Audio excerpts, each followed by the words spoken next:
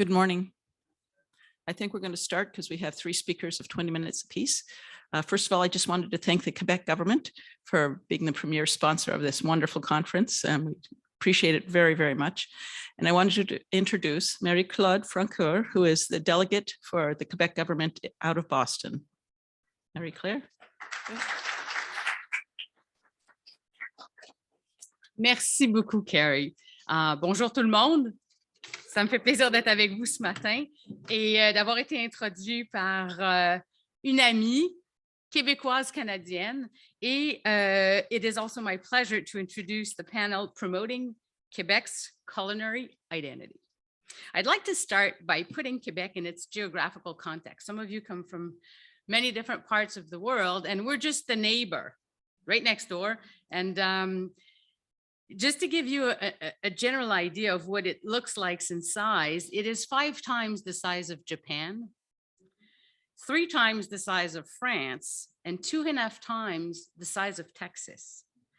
That territory holds 3% of the world's freshwater reserves and covers 2% of the forests that we have in the world. The western border that we share with Ontario, which is another Canadian province. And to the south, we have 4 American neighbors, Maine, New Hampshire, Vermont, and New York. And to the east, we are neighbors to New Brunswick, a Canadian province, and of course, the Atlantic Ocean. Quebec is divided in 22 tourism regions. As you can imagine, with a territory this vast and diverse in its topography and environment and culture, the 22 regions each have a very unique culinary tradition. It is my pleasure to introduce Monsieur Carl-Éric Guertin, who is the executive director of the ÉCONOMUSÉE Network Society. The organization has made culinary identity one of its priorities in order to stimulate pride and contribute to the preservation of intangible cultural heritage. Monsieur Guertin will explain the ÉCONOMUSÉE Network Society's approach to create relationships between consumers and artisans, to increase the attractiveness of the various regions of Quebec to tourists, as well as their work to distinguish Quebec's regions from each other by their culinary identity. The best way to discover Quebec, of course, is by tasting it. And I cannot wait to wish you bienvenue au Québec in any or all of our distinctive regions. Monsieur Guertin, the floor is yours. Merci, Madame Francoeur. Thank you, Madame Francoeur. Thanks for joining the best ever session in this 3-day conference. Yes, where's the clicker?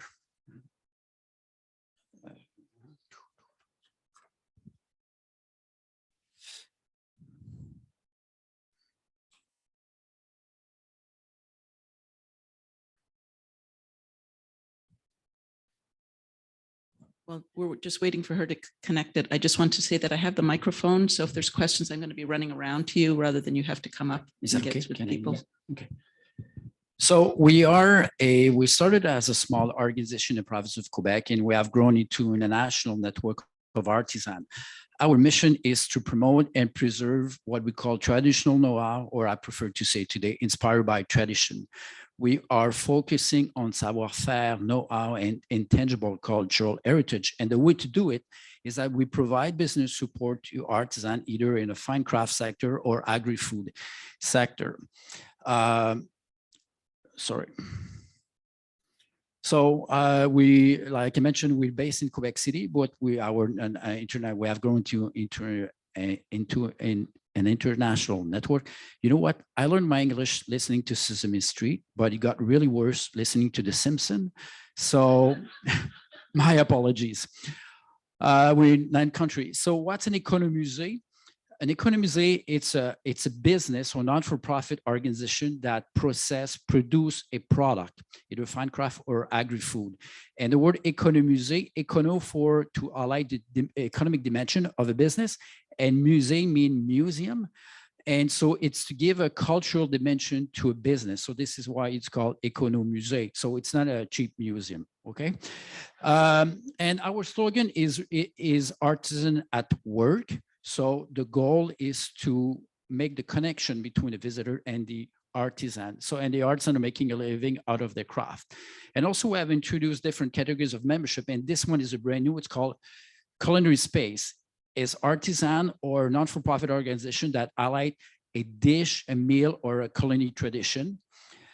And so that's, and we got interested in the concept of culinary tourism because we wanted to distinguish our members versus competition, because agritourism, culinary tourism, or gastronomy tourism, whatever you want to call it, is well developed in the province of Quebec. So how we could give a little competitive advantage to our membership. So usually people focus on product and chef, but we want to go deeper, find something different. And we wanted to focus on traditional practices behind a product.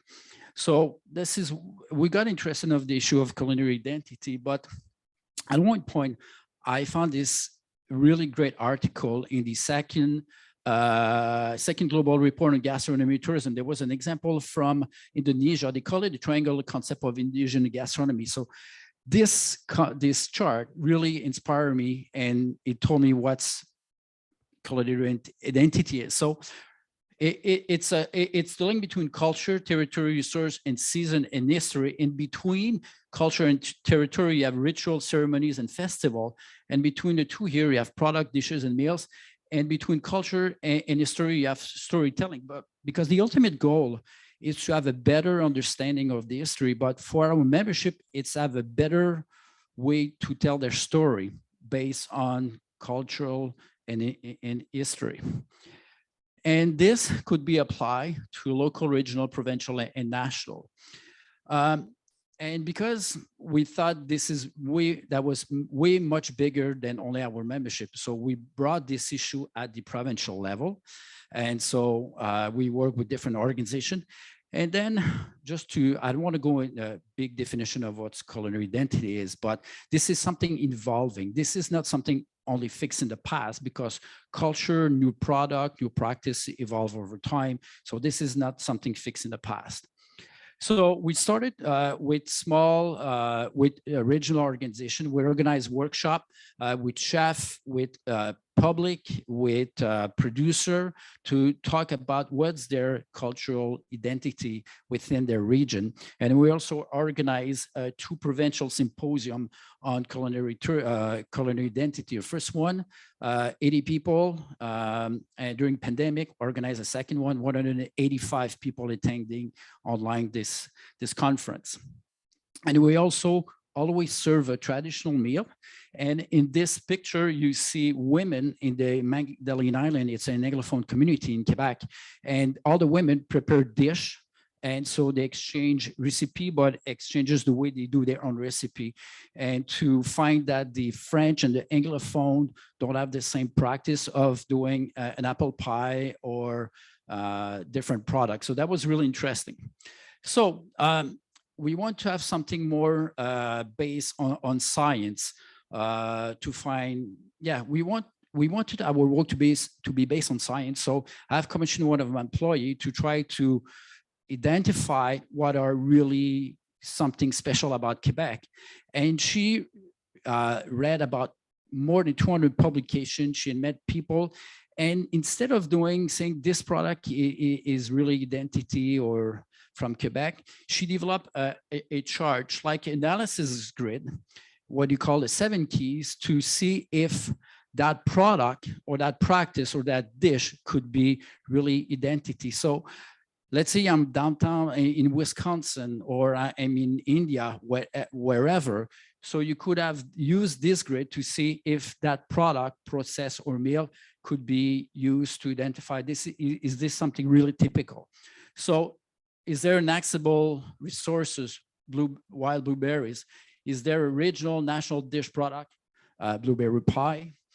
Is it a widespread seasonal calendar practices, going blueberry picking in July? It's part of our culture in some region.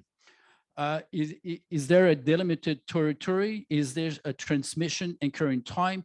Is there a renowned enhancement activity? Is there a festival? Is there an interpretation center? Is there a museum? And then is there an institutional recognition? In that place, the school board is called School Board, Blueberry School Board, okay? Then you have, this is resource, you have practices, Sugar Shack, accessible resources, maple syrup, going to the Sugar Shack in March or April. This is a tradition. A defined territory. Yes, it's transmitted in time. You have a maple festival, and the Quebec government has designated the tradition of going to the Sugar Shack as being part of our intangible cultural heritage, a bit like UNESCO designation of Napolitan pizza or Belgian beer. And then this is a dish that scores 5 out of 7 of the keys. So meaning here is that, let's say in the Magdalene Island, I want to promote this dish, but where I could find it, where I could learn about it, and there's no institutional recognition. So this is a way to identify what's potential and what's missing to make it really cultural identity product.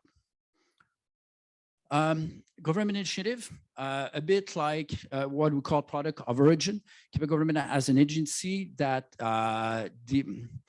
there's a way to develop a standard. So you could have a standard organic lamb, either Quebec ice cider, Canadian cow cheese. So those are product of origin that contribute to the culinary identity. And also, this is the agri-food ministry. This is the cultural ministry. Like I mentioned, they have designated 2 products in the agritourism business, like going to the Sugar Shack and also artisan milling designated as been part of our intangible culture. Both initiatives contribute to culinary identity. So the project we've done is that we wanted the different region to be distinguished.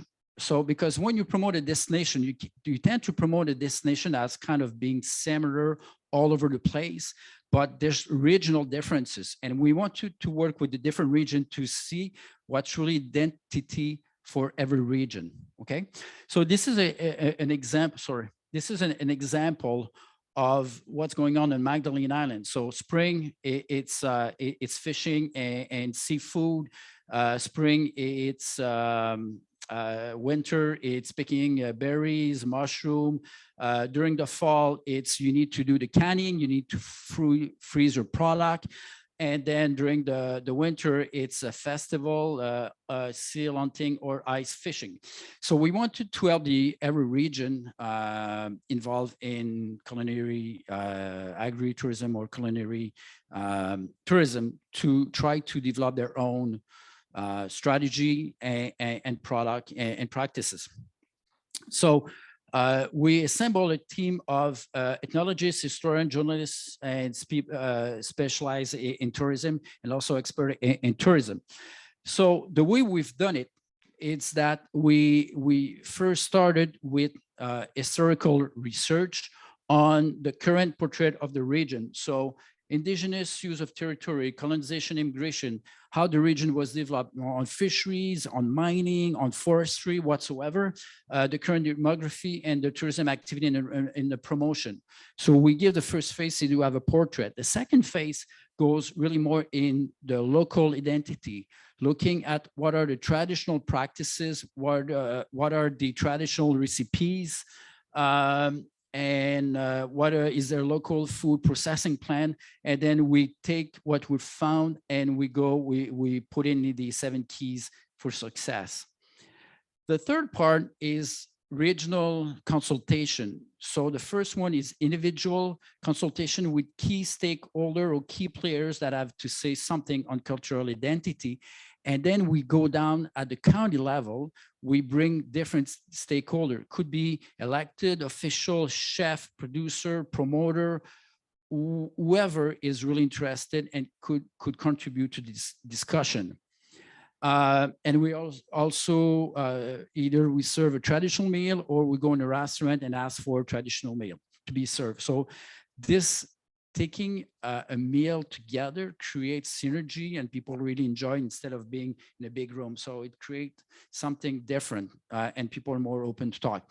And then phase 4 is strategic orientation. So we look at what's going on in terms of strategic planning in the agri-food sector, tourism sector, and how our finding could fit or propose new things that could be put in the DMO, Destination Management Organization strategic plan. So let's say we find a species which is not well known or something not well known that should be promoted, that's going to be in the conclusion. Or something in Quebec, going fishing and hunting, especially hunting in the fall. This is something traditional, but you can't sell the wildlife meat. That's an issue, but maybe you could help people to have a festival on hunting and how to process their own meat, how to do sausage with deer or whatsoever. But we propose action to integrate culinary identity in the action plan of the different regions. So preliminary result, provide original way to approach culinary tourism. You know, we're looking about history. We have, like I mentioned, ethnologists, historians, specialized people in tourism. So I think it's a new way to look at tourism, agritourism development. Promote collaboration between regional stakeholder. That's one of the key issue or main results so far is that people are talking to each other, because you have to understand in Quebec, you have provincial organization, you have regional organization, and you have county level, and you have Ministry of Culture, Ministry of Tourism, Ministry of Agriculture. That's many people in the same playing field. So we brought everyone together. And we contribute to identify potential development. We find unique regional development, or a region say, yes, I have a story based on our culture and history. Yes, mushroom picking, mushroom processing is something really traditional, and you have a better story telling. Discover inspected key element and prioritize development of different product and different products or practices. It also allows storytelling based on scientific ground. This is a really good example. Based on the Magdalene Island, the cellular organization use all the alphabet to produce panels. Okay, this is seal in French is loup marin. So they produce a sign on loup marin seal, and so they wrote a story about the importance of seal in the Magdalene Island, and a company paid to get the panel. So all the 26 panels that have been developed, a private business or a producer paid, I want that panel because I'm related to it. So a butcher in the Magdalene Island buy that panel. So there's 26 panels in the Magdalene. So it allows this to have a stronger marketing message and storytelling, better understanding of the Quebec culture and provincial at a different level. And finally, we are working to have our third provincial symposium in Montreal next February on culinary identity. So my hope is that for you to say, okay, I want to develop agritourism, culinary tourism, we should look in our history and culture practices to help our producer, our farmer to tell the story. And better storytelling mean more cash at the end. Thank you.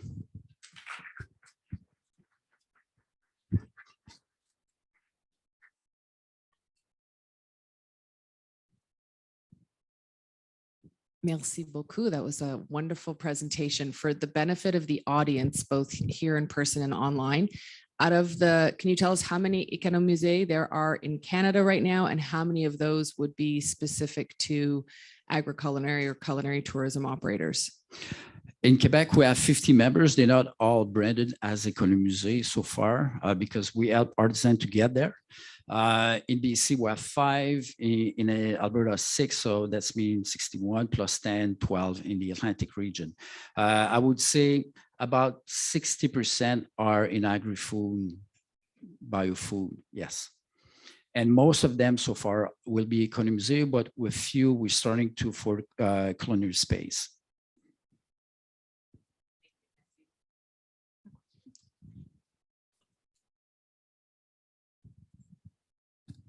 Thank you so much. The process was so detailed. is that a tool that you are able to share with participants as far as, you know, your 7 Yes. categories? Yes, Okay. this is online. The only problem is it's only in French, but you could translate easily. Yes. And also we have a copy. We have a copy. If you want to take at the end, we have a copy of the Quebec Action Plan, Industry Action Plan on Culinary Tourism. If you want to have a copy, it's a bilingual document.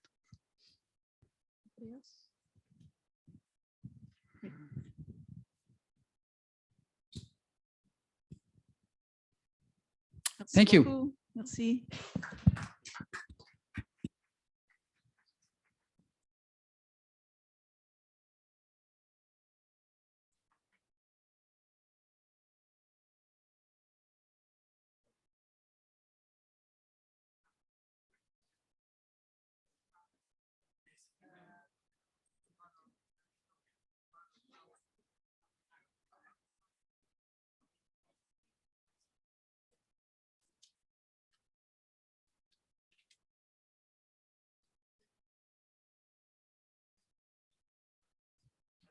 We're ready to start our next presentation.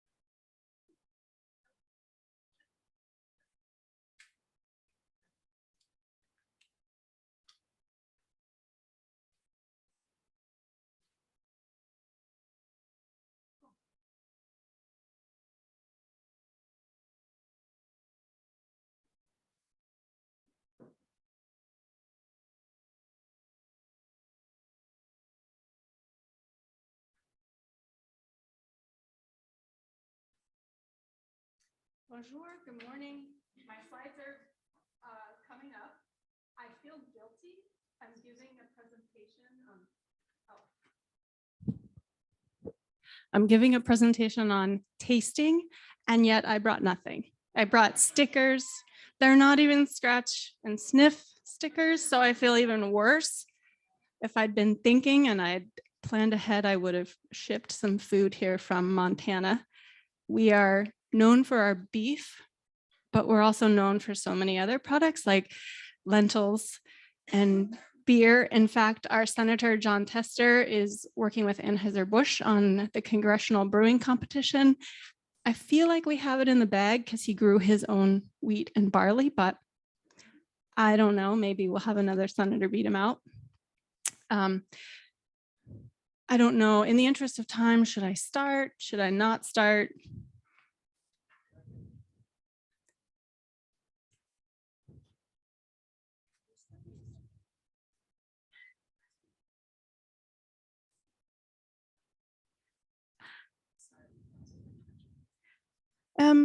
I'll just get started. We'll catch up. Lunch is coming. I don't know about you guys, but I'm getting really tired. Are you all getting tired? Or you feel energized? I feel like this is my first conference in 3 years. And I forgot how much work this is to meet people, to talk, to be on. The good news is I can put the clicker down. So my name is Susan Joy. I work for the Montana Department of Commerce in the Office of Tourism. So I'm here today from the tourism realm. I grew up on a farm, but I am not a farmer.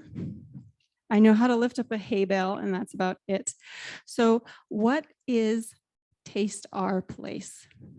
It's a strategy, a marketing tool that we had started a few years ago to be part of the agricultural and culinary interest in Montana.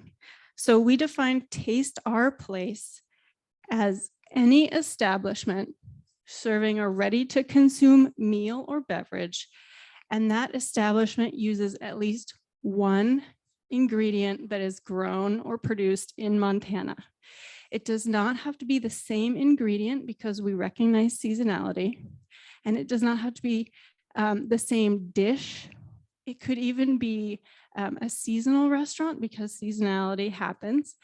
Say it's a ski lodge in the winter that is serving a Montana oatmeal with a huckleberry jam. Or in the summer, it's an ice cream shop with the dairy right next door. So this program started in 2017. My predecessor noticed that there's interest in the farm to table movement. So she went to conferences like this. She talked to other practitioners, and she thought, this is something that we could do in Montana. I mean, we're already doing it, right? That's so much of what we do. We're already doing it. We just haven't put a label on it. So she talked to her peers at the Montana Department of Agriculture and said, you guys know the producers, you know the farmers and the ranchers, let's connect on this. And she's in the Office of Tourism, so she knows how to connect to people coming to Montana. So they started thinking about logos and branding and how they would identify this program. And the thing is, my predecessor and the job I have now, we're part of the Made in Montana program. So that's the branding and the logos for products that are made in the state or grown in the state. So it was a natural fit to say, okay, you are an establishment, you have a product that's made here or grown here. You can sign up for Made in Montana. We'll put you in our database and we'll put you online. So she thought, okay, I've got a system, I've got partners, creating some logos. Let's put this thing together, put it online and make it happen. So there were 3 objectives in this marketing strategy. The first one was, let's promote these establishments. So like I said, there was this Made in Montana database with an online directory. Okay, we'll put the establishments in this directory, make it available to the public.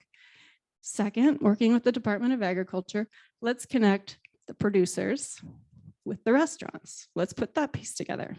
And then third, because it's the Office of Tourism and the Department of Commerce, people are going to come to Montana, they're going to spend money. Where are they going to spend money? In these establishments serving local food. So these are the activities that we did. First, we did outreach with our tourism partners. So in Montana, we have 6 tourism regions plus 1 region, Indian country, that is not tied to a geographic location, but statewide. And we have over 20 convention visitor bureaus, also called destination management organizations. Now I'm moving towards destination stewardship organizations. If you work in the tourism sphere, you know all these acronyms. So we have our partners in the field who know what the tourists want, know what they're promoting. Then we had the online directory of establishments. So we started growing that list by using the tourism partners who could identify the restaurant, the bar, the lodging property, the bed and breakfast, the dude ranch. We said, okay, let's invite those people to be part of our first group in the online directory. And then we said, okay, let's go do some visits to these places because we need content, and content is king. If we don't have pictures of food, then people aren't going to come and say, I want to do that. They want a picture of a juicy steak, a delicious beer, a fresh salad, an ice cream cone. And then we also thought, okay, we've got this branding and this logo. How are we going to put it out there? So when someone's traveling, they see the Taste Our Place logo, they go to that restaurant, they know they're going to get farm to table. So we had collateral. We have sidewalk stickers, the stickers you're holding in your hands, window clings, table tents, aprons, cutting boards, coasters, on and on and on. So in the fall of 2018, which is about 6 months before I started, they launched this program. They made a visit to Great Falls, Montana, which is in the north central part of the state. And they also made a visit to Red Lodge, Montana, which is in the southern part of the state, very close to Yellowstone. Yes, they were affected by flooding, but they have amazing restaurants. So you all should go there and eat there and support them. And from those 2 launches in the fall of 2018 through the fall of 2019, we went to over 10, 12 different communities in Montana with our tourism partners saying, okay, we're going to eat way too many steaks and salads we should have eaten more salads. And we're going to take pictures of the food. We're going to hire photographers. We're going to share that content with the tourism partner because they're hosting us. So they get content, we get content. We put the restaurant in the database. We share it online. We've got all these activities happening. And then we were doing some marketing at the same time to the visitors. So we have an online social media campaign that we launched in June of 2019. We're getting amazing responses. You would see that if we had the slide. We had this terrific engagement rate, which was, it was awesome. And all it takes is one amazing photo that can get people excited. So we had some great photos, which maybe you'll see my presentation later online and you can see these amazing photos we took. And so we were targeting both in-state and out-of-state people with these marketing campaigns because, like many of you, we are also visitors in our own state, right? I feel like I have put probably 50,000 miles on my car. Hey, it's there. Can we go to slide?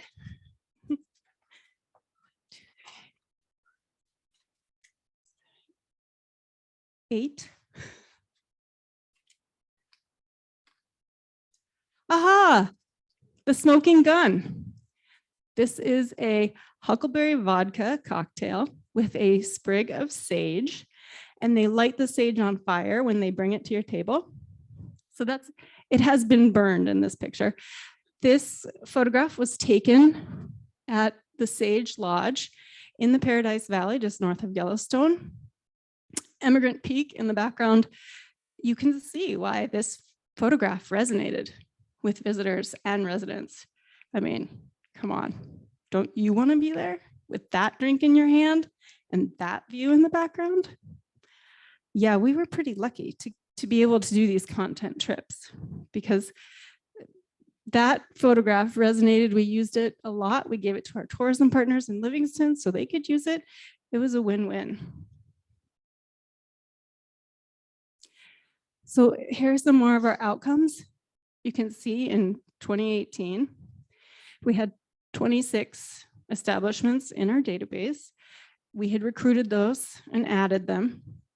And then doing all this outreach, eating all these steaks, looking at the beverages, but not drinking them because we are state employees. We grew the database, and then we all know what happened next, but it wasn't as dramatic because people still wanted to support local in 2020. They still wanted to order and bring home from their favorite restaurants. So we didn't have the out-of-state visitors in mid 2020, but we did have locals that were supporting. Going backwards. So that's where we went. All those little flags, forks and leaves represent where we went, just to give you an idea. And just for the record, that is the middle of nowhere, according to the Washington Post. That's Glasgow, Montana. All right, collateral we distributed, all that stuff. The sidewalk stickers were an amazing product. So if any of you are thinking about sidewalk stickers, these bad boys have lasted Montana winters, Montana summers, hailstorms, dogs, people.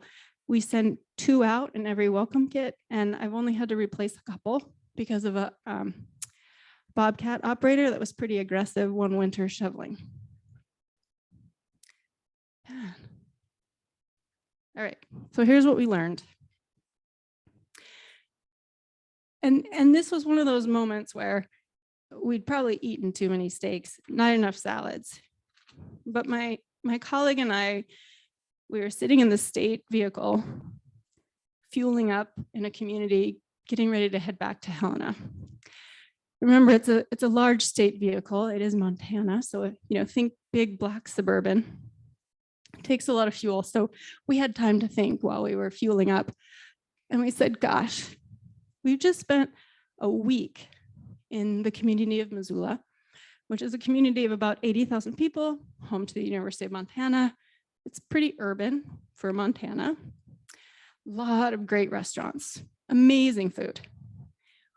We took fabulous photos Our host, Visit Missoula, was amazing. We signed up not a single restaurant, no one. And we thought, what are we doing wrong?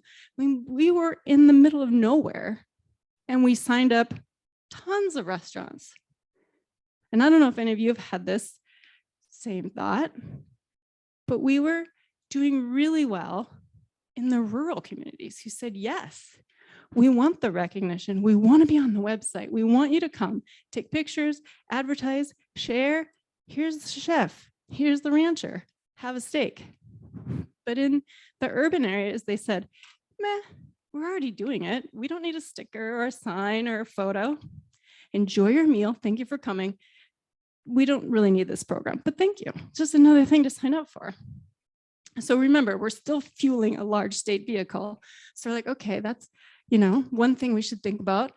And then we thought, okay, so it's too cumbersome for establishments. They don't have time. They're running a restaurant. They don't need to sign up and have a membership. I mean, they probably barely renew their Chamber of Commerce membership, right? It's just so much to do. Then we thought, okay, gosh, how many steaks have we eaten and taken pictures of? This is getting really expensive. We're still fueling the state vehicle, for crying out loud. And then like, okay, and why are we doing all the advertising? We're at the Montana Department of Commerce, the Office of Tourism. They have their own agency of record who does all the marketing for the state. Those beautiful pictures you see in Ski Magazine, I don't do those. We have an agency. So why are we taking photos? We love it, but we already have an agency of record. So I thought, okay, we need to rethink this. So there were some beautiful steaks, but this is what we're doing now. We have decided we're going to take all of those registrations that came to the Made in Montana database that probably gets 5,000 views a month and move them to visitmt.com, which gets 2 million views a year. That's a huge difference. So we're going to leverage our partners on that side in the Office of Tourism.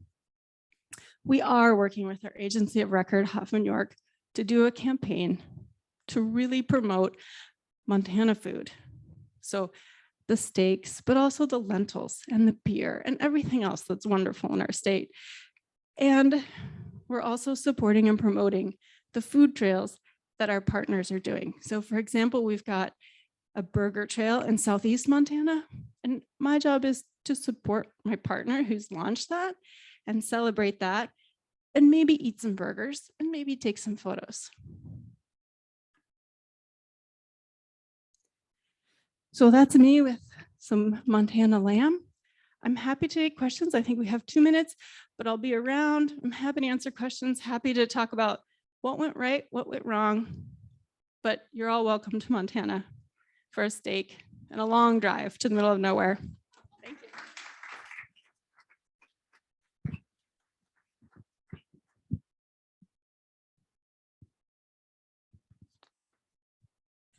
Thank you so much. So are you still doing the welcome kits?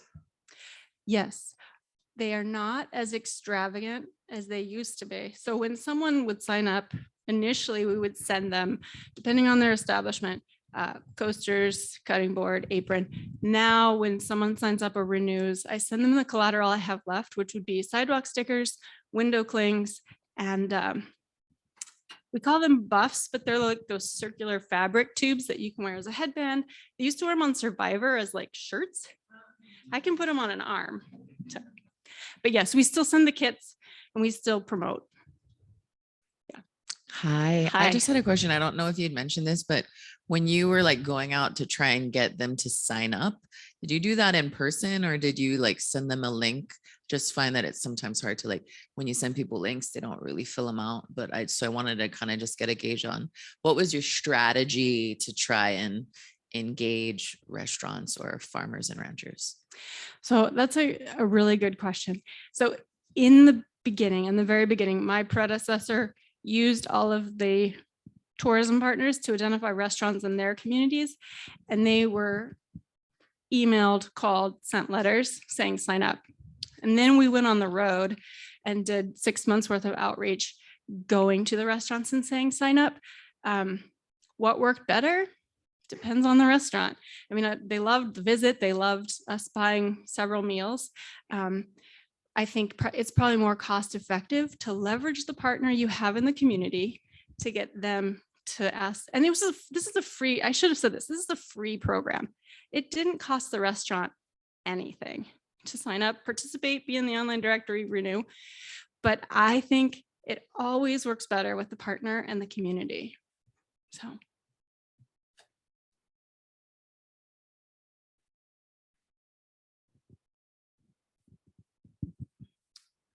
You have great branding here that you've put together, and you've highlighted some really great establishments. I'm wondering if there's a part of this where you'll take it on the road to maybe some culinary conferences and have some trade show representation for Montana as a next step, or if it's just the database. What's the vision for the future now that the program's launched? So that is a great question as well. I guess I'm here today and this week because I want to meet the other culinary tourism professionals, because I don't know much about them. Sometimes I get siloed in what I'm doing and I forget. So I'm here to do exactly that, to meet other people and go to other conferences. We are also tabling very locally at the Montana Food Show, which is in early November in Missoula. And so that's my opportunity to be with wholesale buyers from large restaurants and also the producers and connect those dots locally. But what a wonderful idea. Let me ask my boss. Hopefully my boss is watching this and she can be penciling me in for conferences around the country. This is the last question. Hi, Susan, Rebecca, Mackenzie, and Valerie Keast from the Culinary Tourism Alliance. We actually engaged with you on some research because we have our own food service certification in Ontario. I just wanted to say you should definitely get engaged with the UNWTO. They have their gastronomic tourism forum. It's coming up in Japan in December, and it's a great platform for learning about global best practices in the culinary and agritourism space, and certainly somewhere I think that would be interesting for them to see your case study and see how you've evolved from the vision of what you're doing as an organization to that broader collaboration. So congratulations for doing that, because that's how you're going to continue to be successful. I appreciate that. Thank you very much. And hi, Valerie. We met online in 2020. All right. Thank you. I will be around.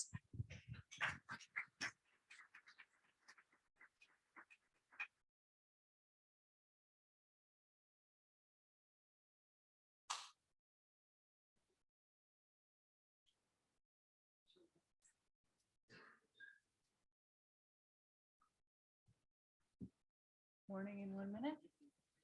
Oh, okay. Okay. All right. I've never spoken at a podium before. Can you hear me? What? Be up a little bit. I don't know if that does.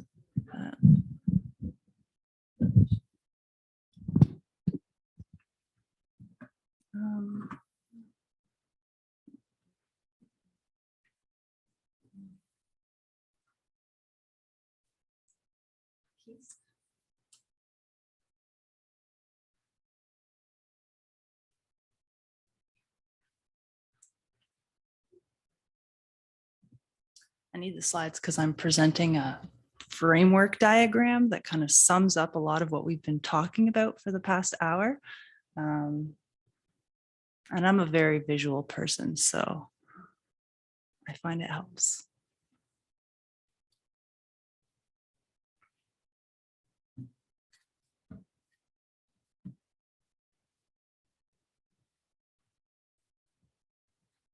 Here we go. Hey. All right. Thanks everyone for joining us for this talk today on amplifying your taste of place through agritourism. Oops.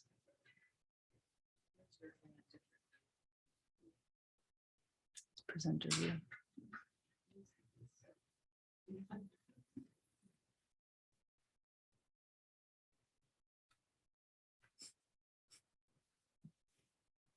All right, let's try this again. So I'm going to be talking about amplifying your taste of place through agritourism, and I'm going to be doing that by sharing 2 case studies of recent projects that we've worked on in the past few years. I'd like to introduce myself first. My name is Valerie Keast. I'm the Director of Business Development at the Culinary Tourism Alliance. We are a not-for-profit organization dedicated to bridging the gap between and drink and tourism space. Our vision is to see food tourism be a meaningful and sustainable contributor to economies in Canada, but also worldwide. So we're happy to share some of our learnings with you today. I've traveled, let's see if I can do this. Am I doing that?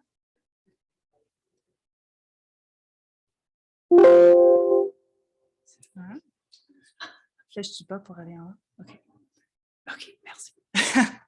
Okay, so I traveled here all the way from Toronto, Canada, with my colleague, President and CEO of the Culinary Tourism Alliance, Rebecca Mackenzie. She's here in the crowd with me.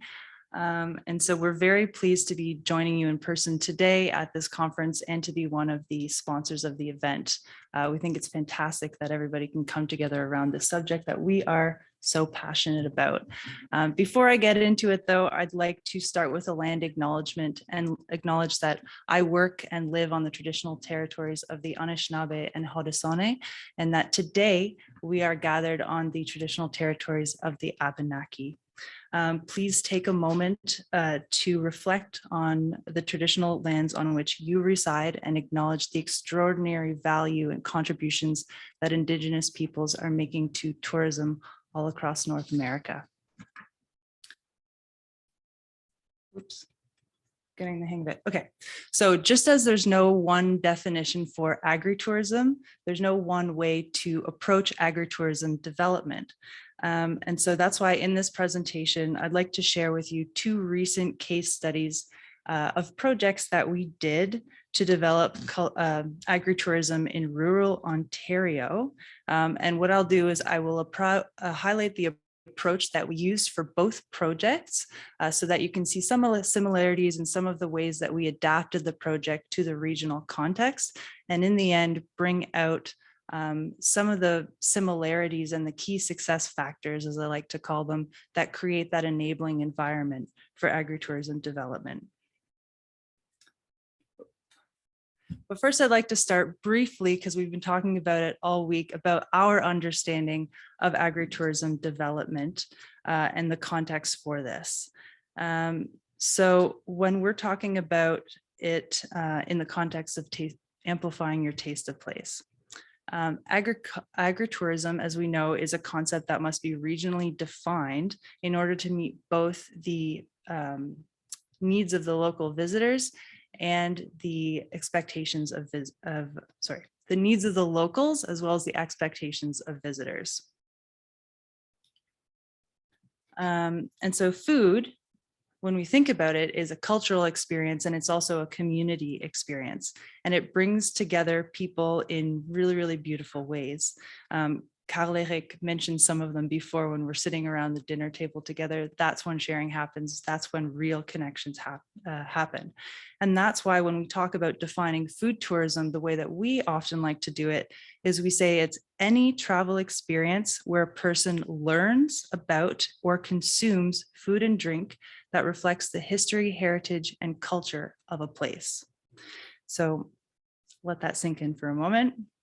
It's more than just about restaurants, although restaurants play an important part. And that's why when we're explaining agritourism as a concept to people, the way that we like to say is that agritourism is a subset of food tourism that focuses on the production side of the food and drink by showcasing the unique processes, people, and places involved. And so demand for agritourism, we all know it, we're happy about it, it's growing. And what it means for destinations is that it's an opportunity to engage a broader group of stakeholders when they're developing tourism products to create experiences that are a lot more meaningful and thoughtful. So central to this idea is the concept of foodways.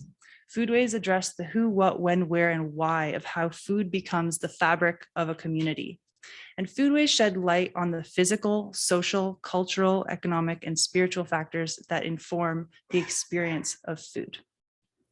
So when foodways are the foundation of food and agritourism development, food and drink products and experiences have a lot more integrity, and these tourism experiences can become manifestations of the local culture and traditions.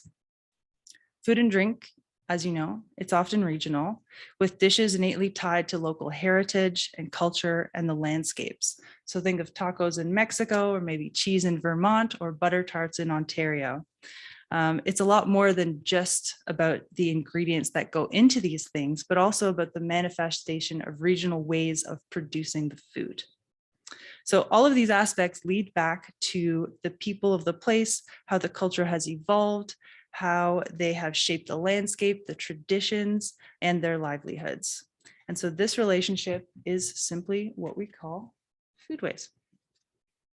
It's central to what we're talking about today when we think about agritourism development, since local farmers, ranchers, producers, foragers, knowledge keepers, and artisans are the ones shaping the landscapes and upholding rural economies and preserving traditional knowledge of the land that visitors are so keen to explore and discover. So I'd like to show you this visual. If you haven't seen it before, we like to call it the culinary tourism value chain. And it's really what is the foundation where growers and producers help create that landscape that's possible for culinary tourism. If you're familiar with the concept of a value chain, then you know that they are designed to increase the competitive advantage of a group of businesses through working collaboratively to create combined value for the customer that's beyond what the individual capacity of that business would otherwise be able to achieve. So this interdependence helps businesses focus on what they do best, while also increasing efficiency, effectiveness of working in a collective. So the visitor experience is enriched with every layer of the value chain that they encounter along their visit. So here's the cornerstone of my presentation and what I'm going to be illustrating with the two case studies I'm going to present. What does agritourism development look like? Where do you start? Who's involved? What are the key things that you want to make sure that you hit to ensure that it's a success and you're creating that environment for development in the future? Well, if you want to amplify your destination's taste of place through agritourism, you can't do it alone. It takes more than one or two farmers to attract visitors to a specific destination. So when we're thinking about this in any context, we always like to remind people a rising tide floats all boats. It's about co-opetition, friendly competition, and about working together and raising our collective voice. So what I'm showing you here in this diagram is how people can rally behind that cause of growing agritourism. So it starts at the top. I'm going to try and do this here with fostering high stakeholder engagement. As we've seen with all the other examples, you need to have high stakeholder engagement to rally people together. And so it's crucial to starting to define a common understanding of goals and objectives for wanting to develop agritourism. And when you have those common goals, it's a lot easier to put in words what your regional definition for agritourism is. And we talk a lot about it, but practically speaking, one of the reasons why defining agritourism at the regional level is so important is because it's written in the rules and regulations. And you got to know what you can and can't do. And you need to be able to analyze whether the environment that you currently have is an enabling one, or if there are things that need to be addressed or thought through in order to open up new opportunities while still upholding, a sense of order and reason. So once you've got that common definition and that enabling environment, it allows organizations to have a common language on how they can work towards agritourism development. So this might mean what this says here is facilitates alignment in planning. So those in economic development offices, chambers of commerce, destination marketing organizations, they have a common understanding on how they can align with their planning, and they can form actual formal partnerships and connections on how they're going to do that together. What that results in is fantastic when it comes to fruition. It's alignment in strategies. So when you see one strategy referencing another and they're all in alignment, that creates momentum. It also allows to create alignments in investments. So this might be investments in infrastructure, signage, it might be in marketing. We've talked about that a lot. You know, marketing budgets have been slashed in the last few years with COVID. It's been difficult. And so working together for that focus is helpful. And then finally, it could be for things like capacity building, both internally in the department or at the operator level, through their ability to tell their own story or to market themselves and work together. So this is what I mean, and it leads straight into building individual and regional capacity. And of course, what this looks like is the value chain that I just showed you. When you're building that capacity, you're strengthening the bonds between the different parts of the value chain, and you're creating a more compelling offer to attract the visitors.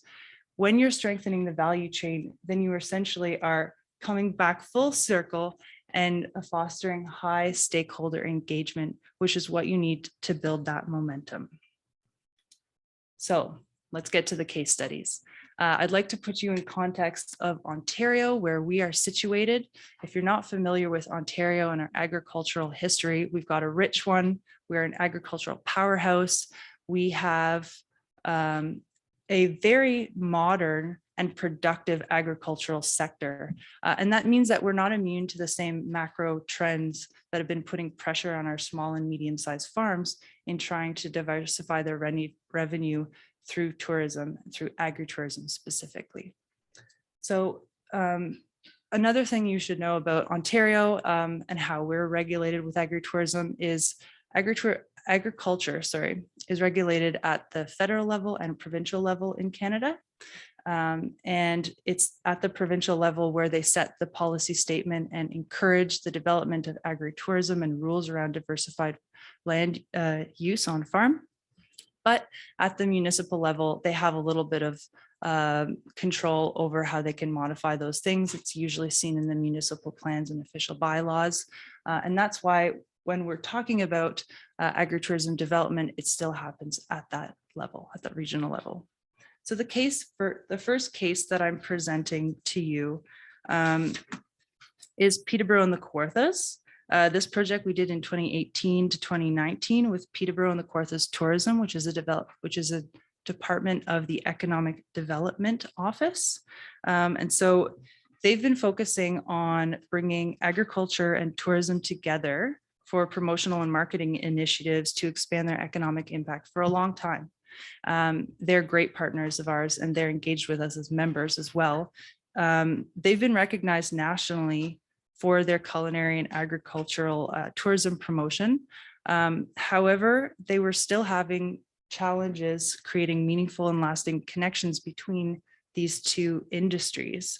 And so when they approached us, it was because they wanted to gain a better understanding on how they could utilize best practices for sustainable agritourism development and create a bit more of a focused plan. So the goals of the project were to increase the understanding and the benefits of agritourism to build internal and stakeholder capacity, inform decision-making around product development, and guide the direction of agritourism development to ensure the region benefits from it, not just the tourists. And so I've summarized here the project roadmap and what this looks like in this instance. What we did was we analyzed best practices from the field with a literature review on the definitions from agritourism in advance of attending the first World Conference on Agritourism in Bolzano, Italy. We led capacity building workshops to co-create the definition of agritourism. We conducted stakeholder engagement and market research. And then in the end, what this resulted in is a localized understanding and proposed definition for agritourism, which was put into a visualization. This visualization. It's a beautiful one. It may be hard to see where you're standing from, and it's available. We can share it with you afterwards, or I hope you check out the slides afterwards.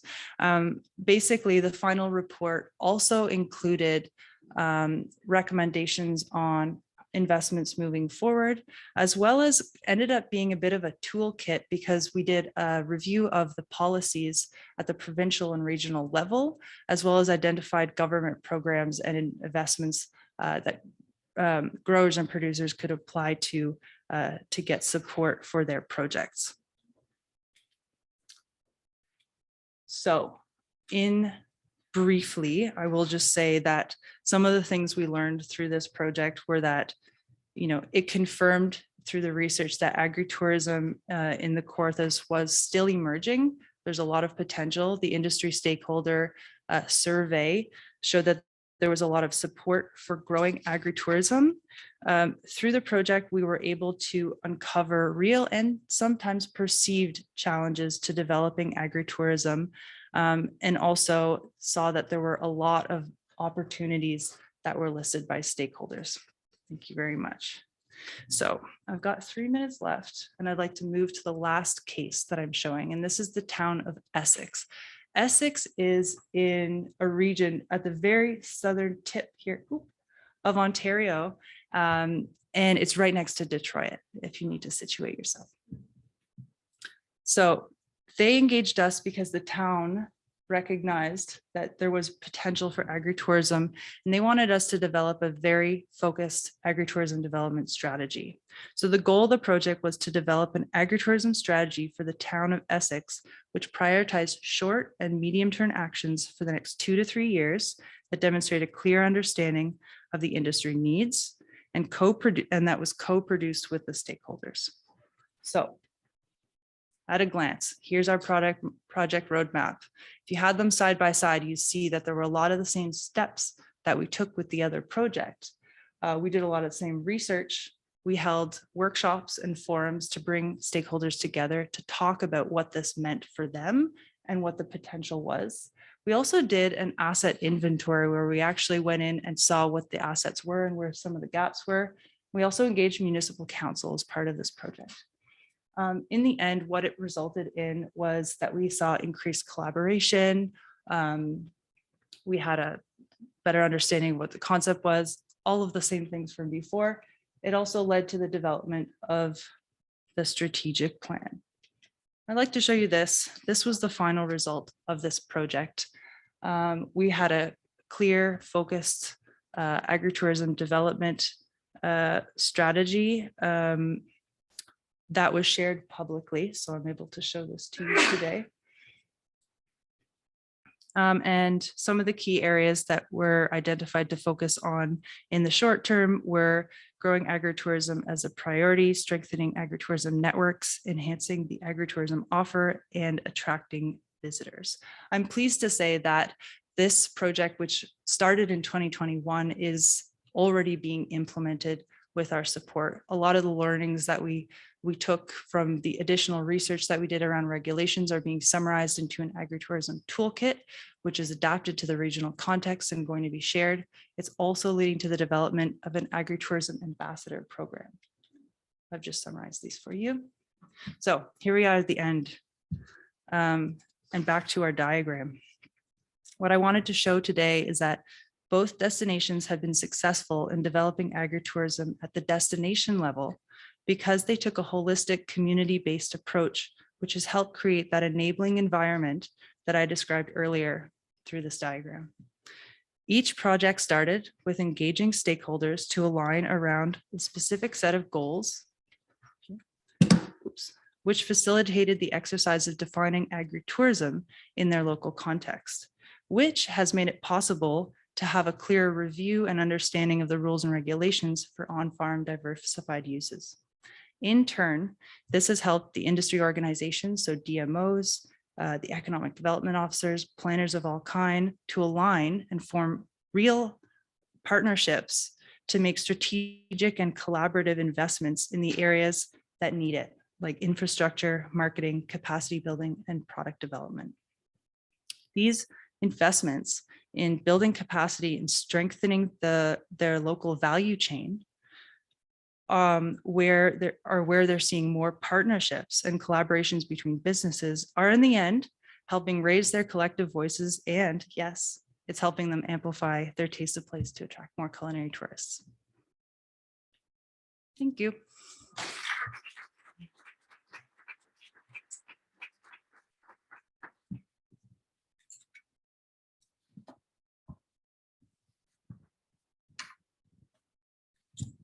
Thank you. So when the town of Essex or the community of Essex came to you, I mean, is this like a free service that the government provides? How does that work? Great question. So when the town identified that this was an opportunity for them because it was at the intersection of some of their strongest sectors, agriculture, tourism, and one of their priorities for economic development, they put out an RFP for an outside consultant that could help them in developing the strategy. And so, you know, like a lot of our projects, we bid on it, and then we worked with them to define and further refine the scope of that. So they had a budget behind it.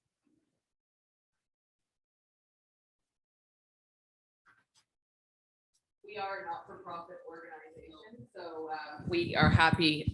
Just to follow up, it's Rebecca for those online from the Culinary Tourism Alliance. The Culinary Tourism Alliance is a not-for-profit organization, so we tend to actually take a very different approach to our work than your typical consultancy. It's a very inclusive, and we also have engagement programs where we work on the ground already in Ontario with different operators from across the culinary value chain.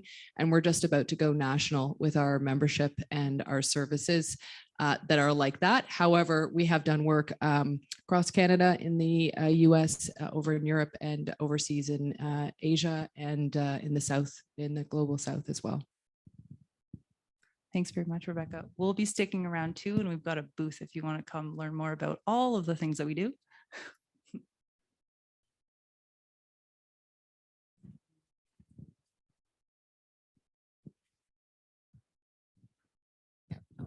I'll come to your booth, but since I have you here, two parts. One, I wanted to know if it would be possible to see your 3-year agritourism strategy.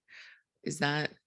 Yeah, it's Yep. available publicly online, and Okay. I'd be happy to send it to you. And then my second part was, I recognize that you recognized Indigenous people in the beginning of your presentation. And I'd also seen another presentation from someone from Toronto, and they did that as well. So I wanted to know, who taught you to do that? And then is that just because, I mean, I'm seeing that representation is so important, and being able to recognize that, is that an initiative, or did you just do that on your own? Or is that a Toronto thing? Thank you for asking that question and for underscoring that. It's something that we do when we practice, and we're engaged in continuing to learn about as part of, you know, the Government of Canada recognizing Truth and Reconciliation with Indigenous peoples. In the tourism sphere, when we're talking about land and going to experience a place in the cultures of a space, it's integral to what we do. And so that's why we're committed to doing it and helping others do that as well. I would encourage anybody, if you're not comfortable or you don't know where to start, come to talk to us afterwards.